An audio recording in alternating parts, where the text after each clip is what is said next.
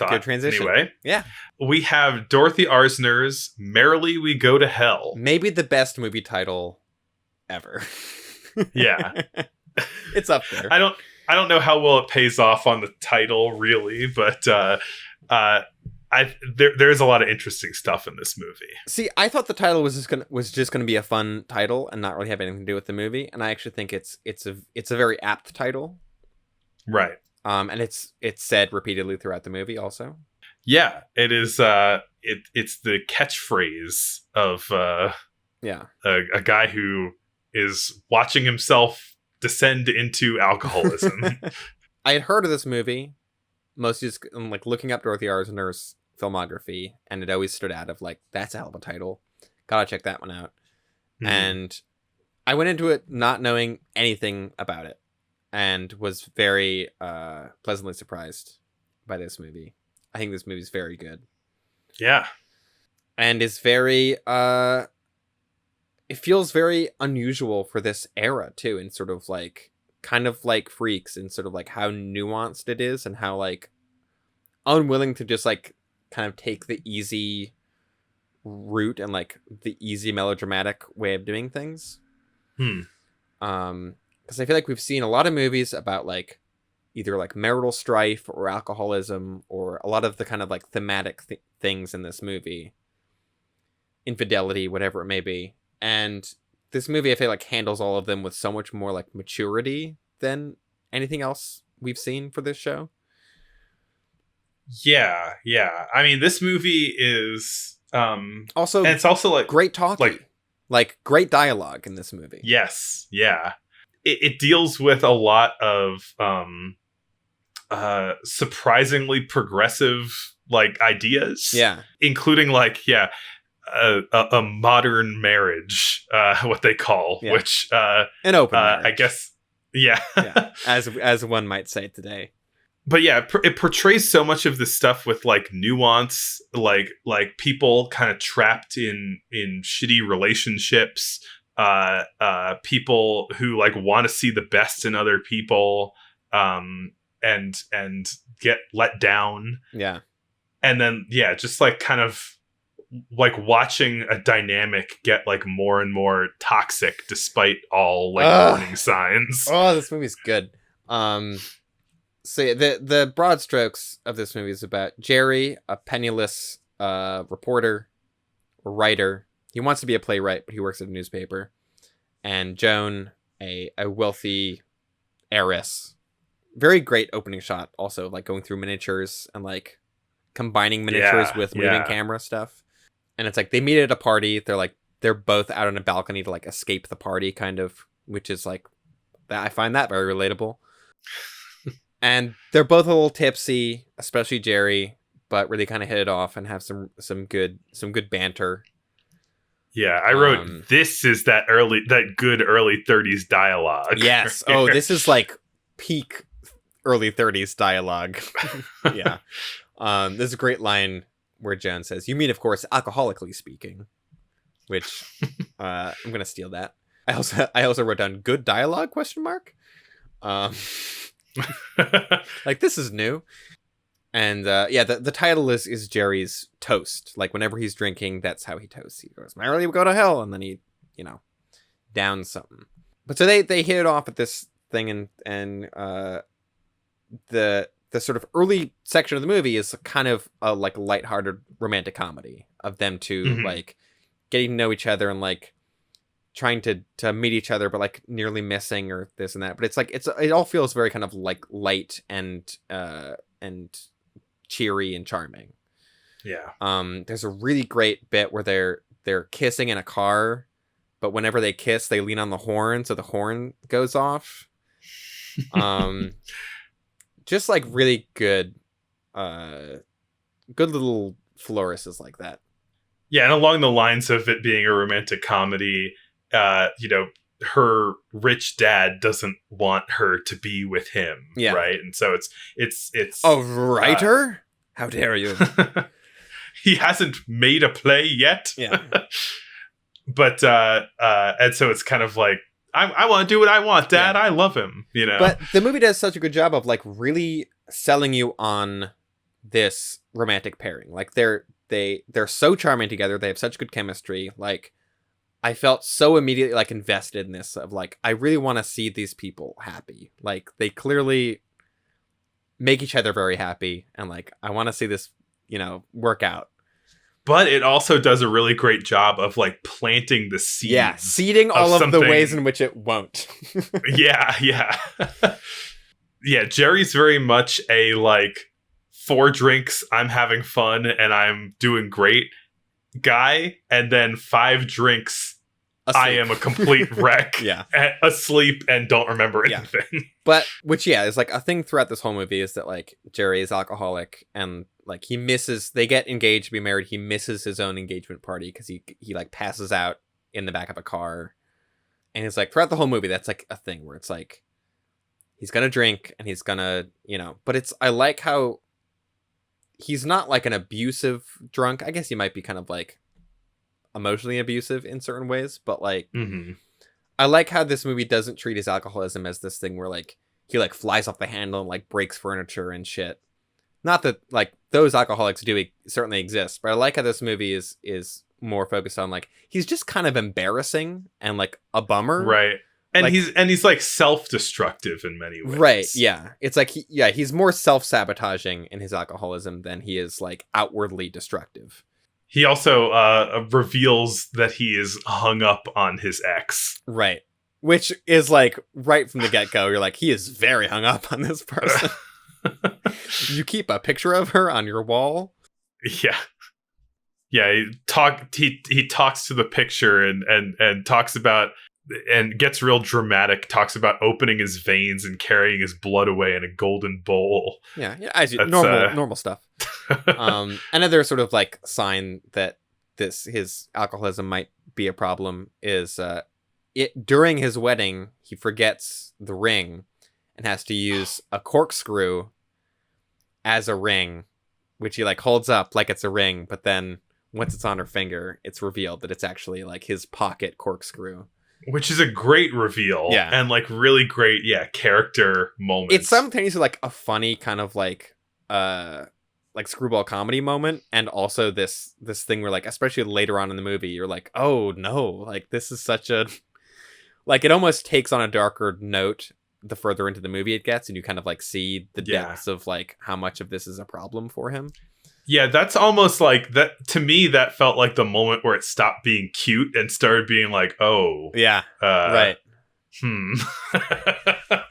But so then like flash forward ahead into their marriage, and he's trying to be a playwright and sell plays, and he gets a letter back that says, as it says on screen, while we think your play shows promise, we do not think it's sufficiently interesting to warrant our producing it. Which is a very politely worded, but also like very mean letter. He got another one that says, "We see no merit in your script." Yeah. So we do not think it's sufficiently interesting. I think is very funny. And also there's a great bit during this section where you hear the sound of either typing or cocktail shaking, and it's like not clear at first which it is. Which I think is a really cool sort of use of sound. I didn't notice that. That's awesome. I forget which it's then revealed to be, but it's that sort of thing where I'm like, wait, is he shaking? I think it's like you think he's typing, but he's actually shaking your drink. And yeah, there's just like they're having a big dinner, but like Jerry ruins dinner because he like drops the chicken on the ground. So then they have to make canned chicken, which I guess was a thing in the 30s. But then he gets his play produced. He gets an acceptance letter, like, we're making your play in New York. The rest of this movie has taken place in Chicago. But so they moved to New York. Like, hey, we got this. We've learned earlier that his ex was an actor. And then they like go to New York and like, we found this great hot actor to be in your play. And then who walks in? I wrote, oh shit, boy, in my notes. Like in that moment. His ex Claire. Who like immediately is like trying to seduce him back, kind of. And it's like, oof, yikes! This is an awkward, bad situation. And you can tell that like because he is so not only so hung up on her, but so unable to control his drinking that like Well, for a while he quits drinking, right? Like for a Right. while he's on, as they say, the water wagon, which I'm like, is that what the wagon is? It's the water wagon? Oh, huh. I'd never heard the full phrase before, but I guess that's what that means. But then yeah, like once he starts hanging out with Claire working on the play again, he like immediately starts drinking. There's even a scene where she like offers him a drink and he's like, no, I'm not drinking right now. And then she's like, here, just hold this for a second. And just like puts it in his hand, and he just like slowly starts, like it's like moving it towards his face until eventually he's just drinking it. Great blocking there. But yeah, there's a bit where they're like Joan and Jerry are like getting in bed together, or like, you know, having a sort of nice quiet moment, and he accidentally calls her Claire because he's drunk, and it's like ah. Like I was so invested in the beginning that now when it's like the cracks are starting to form and like there's real tension, it's like it's so palpable. I do feel like this and The College Party are both movies that you can tell like have a woman's touch in a way. Yeah. This I think even more so than Wild Party. Oh yeah, The Wild Party, sorry. Where I think, and especially like a lesbian making this, right? like it is, you know, she's got to make movies about straight people because it's 1932. Mm-hmm. But like, there is a sort of like disillusionment with traditional straight relationships that this movie has. Yeah. And sort of a, you know, this movie is maybe a little less outwardly negative toward toward men than The Wild Party, where they're all just horrific people. But like this one's like, men are subtly disappointing. Right, but it's like even that feels like right, because Wild Party is like men are either just like lecherous monsters or just kind of jerks. Right, yeah. There's like the professor who's like kind of treated as right. He's like the male romantic lead. He's just kind of... He's bland. Right, yeah. He's just, you know, getting shot in the shoulder and things and shrugging it off.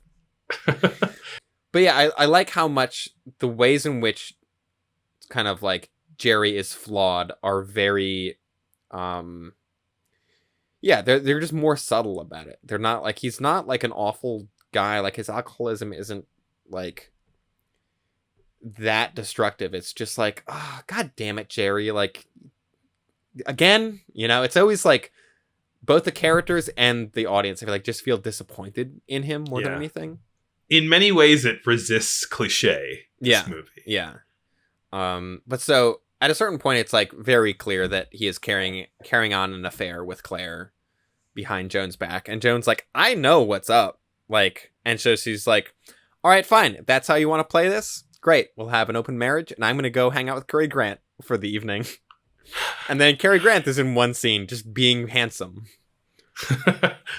And it's a very... at this point, it feels very Lindsay and Tobias Bluth. Right. But just it might work for us.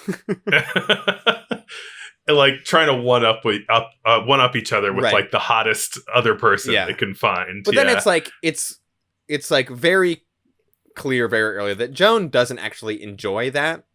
Like she's kind of doing it to get back at Jerry, but she doesn't actually like want to date other people. Mm-hmm. She's basically just doing it to piss him off. There's some like kind of fun party scenes in here where there's a bunch of wealthy people in tuxedos at like, you know, a typical 30s streamer party with just, you know, ticker tape everywhere, and someone says, "What depression?" Which is like, for a movie made in 1932, is like, damn, that is a topical and also like kind of dark joke to like show like rich people partying and be like, depression? What depression? Who cares? Yeah, and then someone says, the very charming depression between your shoulder blades, my dear. Like, which is again good dialogue. Yeah. Yeah, there's so much tension in these scenes, especially like when there's like so much unsaid between Jerry and Joan in a lot of this stuff, where like you want to just shake one or both of them and just be like, just like talk to each other, like just actually express your feelings to one another. But they don't do that. Yeah, specifically, it becomes this kind of the thing that like Jerry never says "I love you" to Joan. Right. He always says, "I think you're swell," which is no substitute. Yes. You know, it's like it's charming when they meet, but at a certain point, she's like, "You've never said that to me, not once." And like he says it to deflect so much stuff, right? Yeah. Like where there's a point where she confronts him and she's like, "Do not tell me that I'm swell," you know? Yeah. And yeah, like it reaches a head where they like have a big argument after like he like has brought Claire home to their apartment and is like partying in the kitchen and like making out with her in front of Joan, and she's just like, "Fuck this, I'm leaving. Like I'm going back to Chicago. Like you can deal with this shit on your own." Yeah. And so his play then like falls apart and he has to go back to his job at the newspaper, and he's like sending letters to Joan to try to apologize and all this stuff, and they keep getting sent back. Return to sender. Yeah. Until eventually he finds out from the newspaper who works at that she has given birth to a baby boy. So then he rushes to the hospital to meet her, only to find out that the baby has died. Which is like, that 1-2 punch is like such an emotional whirlwind of like, yeah, oh shit, like they had a child together, that's a big deal. And then he gets there and the kid is dead. That's that Hollywood melodrama, right, baby. That's like the only... I think that it works as well as it does because the movie has like so far been very kind of like restrained in its drama and much more about these sort of like slowly building tension and like resentments and sort of things, that when it leans full melodrama, it's like it really feels shocking. And the person who tells him that the baby died is her dad, who is the one we find out has been sending the letters back. Yeah, it turns out that like she was really ill during the pregnancy and or during the delivery and all of that, and she was calling out like wanting to see Jerry again, and her dad was deliberately keeping the two of them apart. Mm-hmm. And eventually Jerry kind of realizes what's happening and just like pushes the dad aside. Yeah. And there's another good example of like subtlety though. There's a line the dad says where while she's in the hospital, he tells Jerry, "If she dies, I'll kill you." But he doesn't say it like, "If she dies, I'll kill you." Like he says it like so quietly and understated where I'm like, I believe him. Like, yeah, that guy would do it. I got money, I'll disappear you. Which feels like in like, I don't know, having seen a number of other 1930s movies, I would think that line would be delivered with like a lot of gusto and like drama, and it's like very quiet and very understated.